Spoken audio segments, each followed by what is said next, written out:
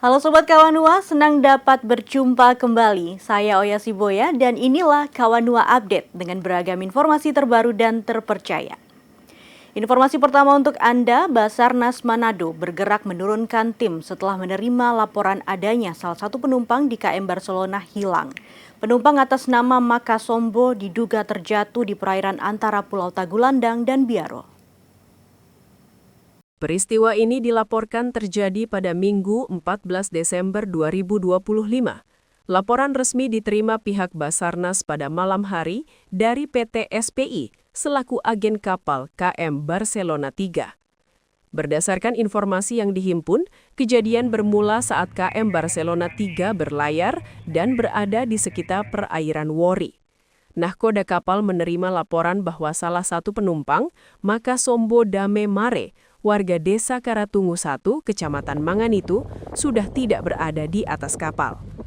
Menariknya, hingga saat ini tidak ada saksi mata yang melihat korban terjatuh. Setelah pendalaman internal oleh awak kapal, diputuskan kapal tetap melanjutkan pelayaran menuju Pelabuhan Manado karena jarak tempuh yang tersisa kurang dari 30 menit dan kapal masih membawa banyak penumpang.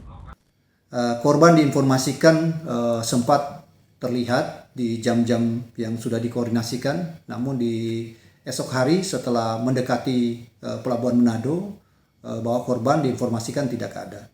Dan pada pagi tadi, pada hari Senin ya, tanggal 15 Desember, kami telah menggerakkan kapal negara Basarnas KN SAR Bima Sena untuk melakukan tracking atau menyusuri jalur pelayaran yang telah dilewati KM Barcelona 3 sehubungan dengan ada perkiraan di mana korban kemungkinan jatuh.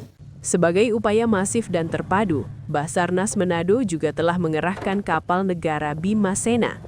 KN Bima Sena akan menjadi armada utama dalam menyisir perairan Tagulandang Biaro, lokasi yang diperkirakan sebagai titik jatuh korban.